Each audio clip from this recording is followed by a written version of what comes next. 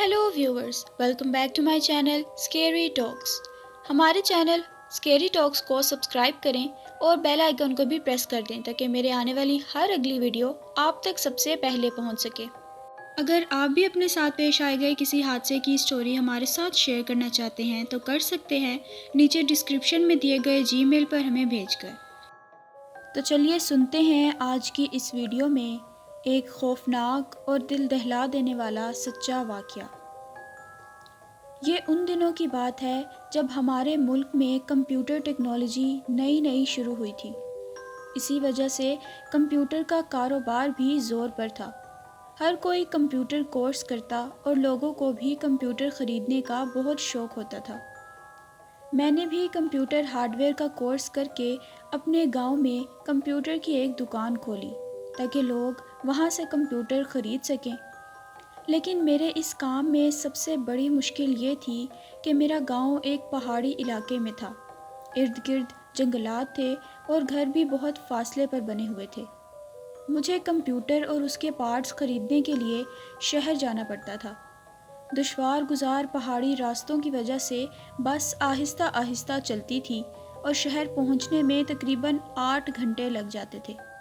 लंबा सफ़र होने की वजह से मुझे रात को ही सफ़र करना पड़ता था ताकि सुबह मैं शहर पहुंच जाऊं और कुछ देर आराम करने के बाद तसल्ली से कंप्यूटर ख़रीद कर ले आऊं। मैं हमेशा एक मखसूस रास्ते और मखसूस बस से ही जाया करता था, इसलिए ड्राइवर मेरा बहुत अच्छा दोस्त बन गया था। सफ़र के दौरान हम खूब बातें करते थे और सफ़र को दिलचस्प बनाने के लिए वो मुझे बहुत सारे किस्से और कहानियाँ भी सुनाया करता था। इसी तरह एक दिन मैं शहर से कंप्यूटर का सामान ख़रीद कर अपने गांव वापस जाने के लिए शाम 5 बजे बस पर रवाना हुआ। मामूल के मुताबिक मैं और ड्राइवर गपशप में मसरूफ़ हो गए। वो मुझे बताने लगा कि एक दफ़ा वो बस रात के वक्त चला रहा था। जूँ ही उसने पहाड़ी इलाके का मुश्किल मोड़ काटा तो उसने देखा कि दूर सड़क के दरमियान कोई आदमी सफ़ेद कपड़े पहने हुए खड़ा है। वो सोचने लगा कि शायद कोई मुसाफिर है, मगर इतनी रात को यहाँ कैसे, जबकि इस पहाड़ के इर्द गिर्द सिर्फ जंगलात ही थे और कोई भी पहाड़ दूर दूर तक नज़र नहीं आ रहा था। जैसे जैसे उसकी बस उस आदमी के करीब जाती वो आदमी लंबा होता जाता। देखते ही देखते वो आदमी दरख्तों से भी ज़्यादा लंबा हो गया। ड्राइवर समझ गया कि ये कोई इंसान नहीं है बल्कि कोई और ही मखलूक है। उसने कलमा पढ़ते हुए बस की रफ्तार तेज़ करके वहाँ से निकल गया। पहाड़ी इलाके के ड्राइवर्स बहुत बहादुर होते हैं क्योंकि उनका मामूल होता है रात के वक्त सफ़र करना, तो ऐसे चीज़ें देखना उनके लिए कोई अनोखी बात नहीं होती। अभी मैं ये किस्सा सुन ही रहा था कि हमारी बस एक पहाड़ी रास्ते से गुज़र रही थी। वहाँ करीब ही एक चश्मा बह रहा था। चाँद की रोशनी में सब कुछ साफ साफ नज़र आ रहा था। अचानक हमने देखा कि उस चश्मे पे बड़ा सा पत्थर है और वहाँ एक औरत अपने लंबे काले बाल खोले हुए बैठी है। ऐसा लग रहा था जैसे कि वो चश्मे के पानी से अपने बाल धो रही थी। तकरीबन रात 11 बजे का वक्त था। मुझे बहुत ज़्यादा खौफ महसूस हुआ। अभी मैं उस मंज़र के बारे में सोच ही रहा था और इस मुतल्लिक ड्राइवर से कुछ कहने ही वाला था कि ड्राइवर मुझसे कहने लगा कि ये कोई औरत नहीं है बल्कि एक चुड़ैल है और उस ड्राइवर ने काफ़ी मर्तबा इस चुड़ैल को इसी चश्मे पर देखा है। मैंने बहुत सी किस्से कहानियाँ लोगों से सुन रखे थे, मगर अपनी आंखों से ये मंज़र पहली बार देखा था। मेरे अंदर एक खौफ व हरास की लहर दौड़ गई थी। बाकी रहते कुछ वक्त के सफ़र में बार बार मुझे उस औरत का ख्याल आ जाता तो मेरी हालत मज़ीद ख़राब हो जाती। कुछ देर बाद बस स्टॉप आ गया। रात के तकरीबन 1 बज रहा होगा। बस स्टॉप के बिल्कुल नज़दीक ही मेरी दुकान थी। वहाँ मैंने सारा कंप्यूटर का ख़रीदा हुआ सामान रखा और अब मुझे अपने घर जाना था। मेरा घर दुकान से काफ़ी दूर एक पहाड़ पर था और उस रास्ते पर सिर्फ पैदल ही जाया जा सकता था। दुकान से घर तक का सफ़र तकरीबन आधे घंटे का था क्योंकि रास्ता कच्चा था। मैं अब अपने घर की तरफ रवाना हो गया। अंधेरी रात थी और खामोशी ने पूरे इलाके को घेरा हुआ था। اس سے پہلے بھی میں اکثر رات کو آتا جاتا تھا اور کبھی خوفزدہ نہیں ہوا، لیکن آج عجیب سا خوف تھا۔ میں ڈرا سہما جا رہا تھا کہ اچانک مجھے اپنے پیچھے کسی کے چلنے اور سانس لینے جیسے کی آواز آئی۔ جب میں نے پیچھے مڑ کر دیکھا تو میرے پیچھے ایک بکری چل رہی تھی۔ میں نے اسے دیکھا اور بہت حیران ہوا کہ رات کے اس وقت یہ کس کی بکری ہے یہاں۔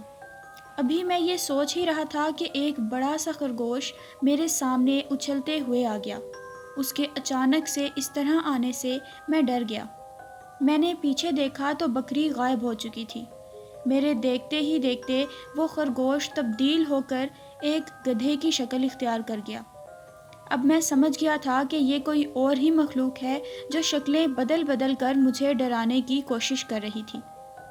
اب میں چڑھائی چڑھ رہا تھا۔ اپنی طرف سے میں جتنا تیز چلنے کی کوشش کرتا، ایسا محسوس ہوتا جیسے بہت سا وزن میری ٹانگوں کے ساتھ باندھ دیا گیا ہو، اور اتنے وزن کے ساتھ میرا چلنا بھی مزید مشکل ہوتا رہا۔ میں نے زور زور سے کلمہ اور آیت الکرسی پڑھنا شروع کر دی۔ اللہ اللہ کر کے میں گھر پہنچا۔ باقی رات ڈرا سہما میں سو گیا۔ صبح امی مجھے اٹھانے آئیں تو میں بخار میں تپ رہا تھا۔ میں نے امی کو کچھ نہیں بتایا کہ میرے ساتھ کیا ہوا، کیونکہ اگر میں انہیں بتا دیتا تو وہ پریشان ہو جاتی اور آئندہ رات کے سفر سے مجھے منع بھی کر دیتی۔ پورا دن میں بخار میں تپتا رہا۔ رات ہو گئی اور سوتے ہوئے بجلی چلی گئی تو میں اپنے بڑے بھائی کے ساتھ چھت پر سونے کے لیے چلا گیا۔